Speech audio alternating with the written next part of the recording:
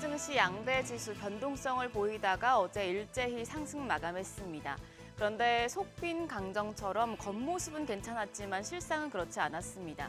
지수는 상승했지만 시장을 자세하게 들여다보면 상승 종목보다 하락 종목이 압도적으로 많은, 그래서 투자자들이 상승을 체감하긴 어려운 장이었습니다.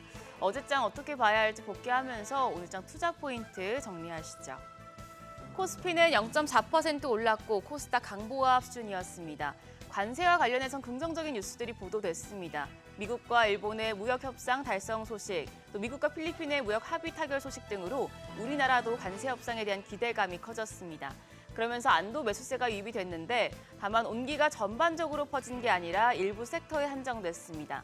그래서 코스피와 코스닥 합쳐서 1,549개 종목이 하락한, 어떻게 보면 약세장이었다고 볼 수도 있겠습니다. 코스피 하루 만에 외국인과 기관의 매수세가 다시 유입이 됐습니다. 외국인 3,200억 원 가까이 순매수했고 기관도 3,000억 원 가까운 사자 포지션 취했습니다. 이 매수세는 자동차 섹터에 쏠리는 모습이었고요. 개인만 홀로 6,826억 원어치 팔아냈습니다.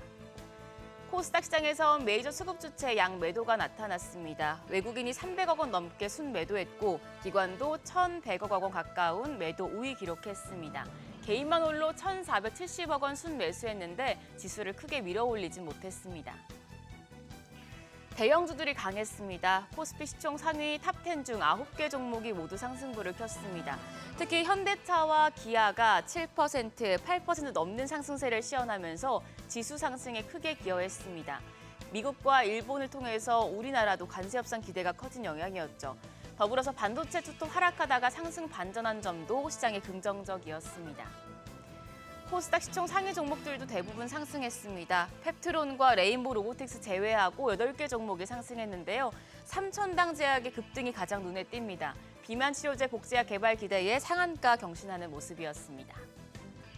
환율은 약보합이었습니다. 정기장 마감 시간 달러 기준 80전 내려 1,380원 20전에 거래를 마쳤습니다.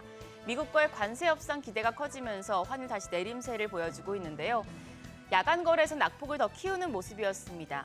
미국이 일본에 이어 유럽연합과의 합의도 가까워졌다는 보도에 유로가 강세를 보이면서 달러를 압박했고 달러원 환율도 영향을 받았습니다.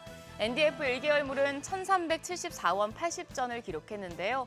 오늘 외환시장 하락 출발할 가능성이 높겠습니다. 어제 시장의 주인공이 자동차주였다면 오늘은 SK 하이닉스가 될 수 있겠습니다. SK 하이닉스 2분기 실적이 발표됐습니다. 매출이 22조 2,320억 원, 그리고 영업이익은 9조 2,129억 원입니다.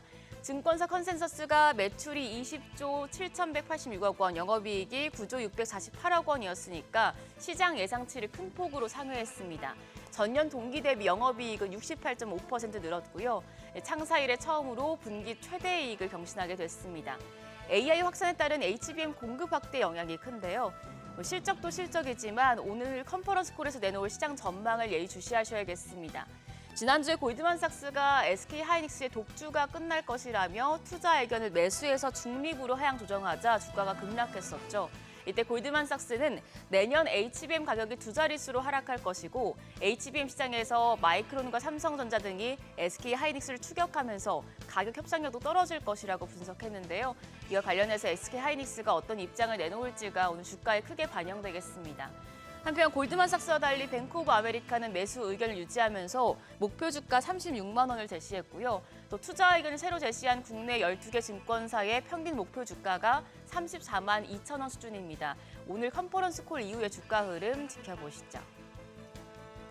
일정입니다. 오늘은 실적 빅데이라 기업들의 실적 발표가 시장에 영향을 좀 크게 주겠는데요. 앞서 말씀드린 SK 하이닉스를 비롯해서 현대차의 실적도 확인하시고요. 더불어서 KB금융, 기업은행, 삼성 SDS, 삼성중공업, 한화엔진, 현대제철, 현대글로비스까지 2분기 실적 체크하시죠.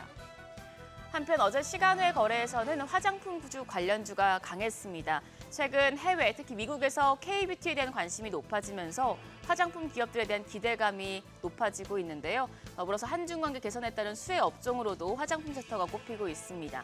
관련주들 오늘장에서도 상승세 이어갈지 지켜보시죠. 그럼 프리마켓 통해서 개장 분위기 가늠해 보겠습니다. 뉴욕 증시는 무역 협상 진전에 힘입어서 강세로 마감했습니다. 이런 가운데 테슬라가 어닝 쇼크를 내면서 5%대 급락했고 시간의 거래에서 소폭 반등하는 흐름을 보였었는데 오늘 2차 전지 섹터에 어떤 영향을 줄지도 체크하셔야겠습니다. 일단 유가증권 시장 시총 빅5 종목을 보면 삼성전자 제외하고 나머지 종목들은 상승합니다. 삼성전자 보합이고요. 호실적을 낸 SK하이닉스, 프리마켓에서는 2%대 강세 보여주고 있습니다. 거래가는 27만 4천 원대. LG에너지솔루션이 0.89% 오름세로 거래가 33만 9,500원이고요. 삼성바이오로직스가 1%대 오름세, 한화에어로스페이스도 0.3% 반등하며 거래가 91만 3천 원으로 집계되고 있습니다. 다음 코스닥 시장입니다. 코스닥 시장에서도 펩트론 제외하고 나머지 종목들은 상승합니다. 알테오젠이 0.73% 오름세로 거래가 48만 2,500원이고요.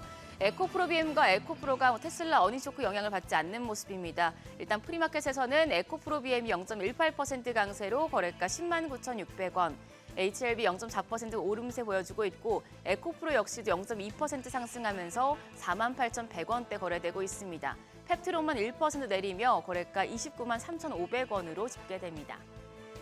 지수가 올라도 내 계좌는 마이너스인 경우가 나타날 수 있는 시장입니다. 빠른 순환 매수의 타이밍 잡기가 어려운데요.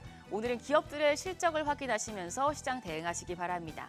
지금까지 어제장 오늘장이었습니다.